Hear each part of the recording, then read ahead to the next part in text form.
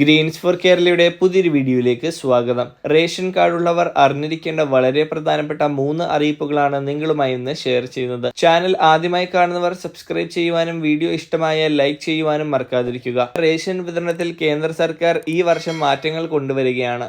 Ration വിഹിതങ്ങൾ ration കടകൾ വഴി നൽകുന്നതിന് പകരം അതിന്റെ പണം റേഷൻ കാർഡ് ഉടമയുടെ ആധാറുമായി ബന്ധിപ്പിച്ച അക്കൗണ്ടിലേക്ക് നേരിട്ട് കേന്ദ്ര സർക്കാർ നൽകുന്ന DBT സംവിധാനമാണ് വരുവാൻ പോകുന്നത്. രാജ്യത്തിന്റെ ചില ഭാഗങ്ങളിലൊക്കെ ഇത് പരീക്ഷണാർത്ഥം നടന്നു വരികയാണ്. അരി ഉൾപ്പെടെയുള്ള റേഷൻ സാധനങ്ങൾക്ക് ഒരു നിശ്ചിത തുക നിശ്ചയിച്ച് ഓരോ കാർഡിനും ഇപ്പോൾ ലഭിക്കുന്ന വിഹിതത്തിന് ആനുപാതികമായിട്ടായിരിക്കും അക്കൗണ്ടുകളിലേക്ക് തുക എത്തുക. പിന്നോക്ക വിഭാഗം കാർഡുകളെ ആദ്യഘട്ടത്തിൽ ഉൾപ്പെടുത്തുവാനാണ് നീക്കം. സംസ്ഥാനത്തെ 14 താലൂക്കുകളിൽ പരീക്ഷണാടിസ്ഥാനത്തിൽ DBT സംവിധാനം പരീക്ഷിച്ചു നോക്കുവാൻ ഒരുങ്ങുന്നുണ്ട്.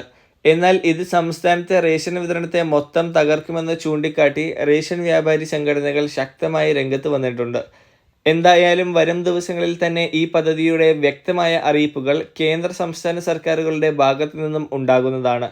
മഹാരാഷ്ട്ര, ആന്ധ്രാപ്രദേശ്, ആസാം, ഹരിയാന, ജാർഖണ്ഡ് തുടങ്ങിയ സംസ്ഥാനങ്ങളിലും കേന്ദ്രഭരണ പ്രദേശങ്ങളായ പോണ്ടിച്ചേരി, ചണ്ഡീഗഡ് എന്നിവിടങ്ങളിലും പലയിടത്തും DBT സംവിധാനം നടപ്പാക്കിയിട്ടുണ്ട്. അടുത്ത അറിയിപ്പ് APL കാർഡുകളായ നീലവെള്ള റേഷൻ കാർഡ് ഉടമകളിൽ BPL കാർഡിലേക്ക് തരം മാറ്റുന്നതിന് അർഹതയുള്ളവർക്ക് അതിനായി അപേക്ഷിക്കുന്നതിന് സർക്കാർ ഡിസംബർ മാസം വരെ സമയം അനുവദിച്ചിരുന്നു. ആ അപേക്ഷകൾ ഈ ജനുവരി മാസം മുതൽ പരിഗണിച്ചു തുടങ്ങുകയാണ്.